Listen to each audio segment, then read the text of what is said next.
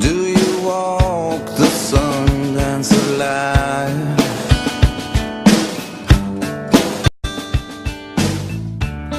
But all you wanted. Aboriginal employment. In order to raise our standard of living, we need proper employment. Like I said before, the Aboriginal community have done long strides in all aspects, but needs help in employment to raise the standard of living. I have a few ideas by employing Aboriginals on city projects on the long term and not the short term. Tourism in Winnipeg has always been fairly weak. I plan to build it as a city industry, a non-competitive industry, because it has never been seen in the city as such. Number one, I will put it to you point blank, I want a section of Parcel 4. The Forks has a 6,000-year tradition of being a meeting place. In my thoughts, the plan to include residency in Parcel 4 goes against this thought. It would only satisfy a selected few as investment. Parcel 4 should only be used for Winnipeggers to meet and to celebrate, including tourism. I want the following to be included in the plan. In every major city that Rick and I have gone to, and let me tell you there were many, there is always a show representing the city.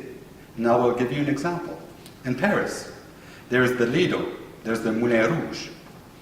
And in Bangkok, the Siam Niramet show, with their traditional dance dressed in tons of gold jewelry, including huge elephants coming on stage. In St. Petersburg, the same, the dance which closely resembles to Ukrainian dancing, and there was also comedy, drama, choir singing, and solo singing. Of course, all in Russian. Wondering about the comedy, it was done without words. I want to build a theater on Parcel 4, a tourist theater with an Aboriginal show.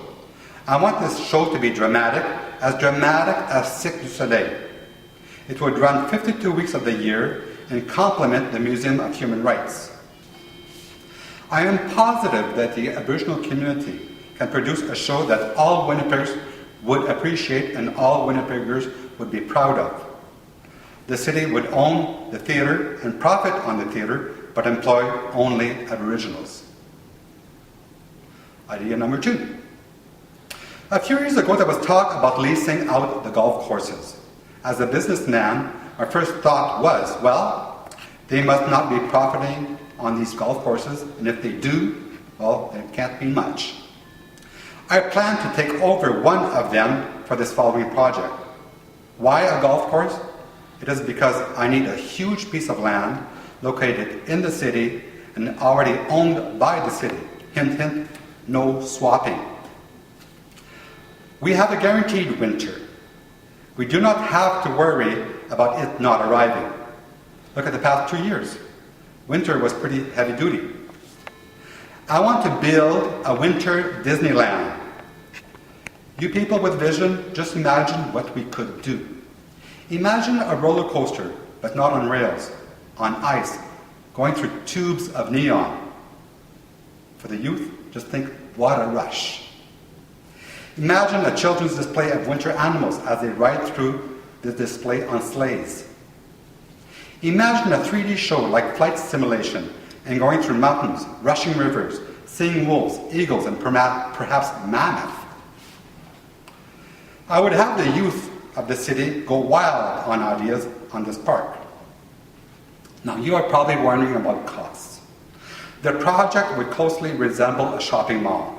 Shopping malls are owned by investors or an investor.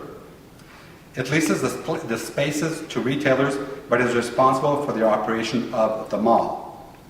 In this park, I would invite the private sector to join in. A company would lease a designated portion of the property to build their amusement. The profit would be shared between the private sector and the city. The park would be designed by Aboriginals, and all employees after the project is done would be Aboriginal. The theme would be a Canadian winter. Again, I am positive that the community can design me a wow park. I would approach the federal government for major funding from the Department of Indian Affairs, even though these Aboriginals are off reserve. Like Betty Lavalley said at the meeting that I attended, the federal government tends to think that you are Aboriginal when you are on a reserve, but once you step 1 foot off that reserve, you are not Aboriginal no more. I will convince them otherwise. I have a few similar projects for the Aboriginal. I will give an example: an ice bar, the manufacturing of tourist products that represent our city and perhaps other Canadian cities. Now I will leave you with a slideshow that displays a little bit of my two ideas.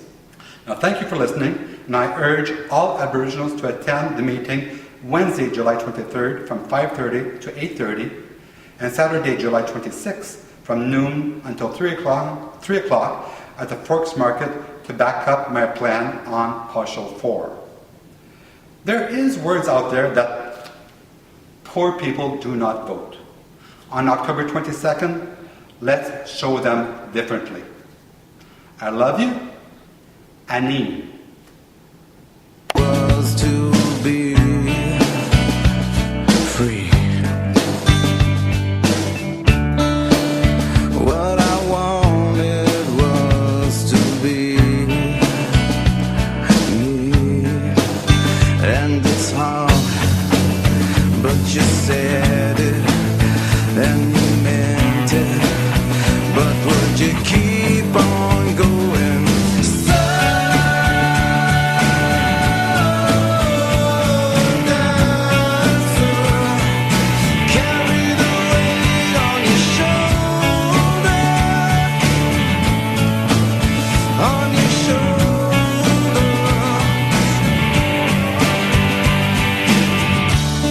They say we're all the same in this world.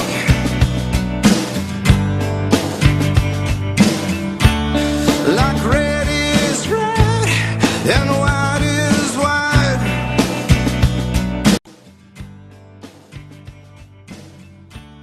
And now you want. Click on the two video links to see my recent videos and my vision for Winnipeg. Like my Facebook page and follow me on Twitter for current updates. Click the yellow subscribe button to subscribe to my YouTube channel. Give this video a thumbs up for support. Click on the signing to perform button for a chance to perform on Body and Soul. Thank you.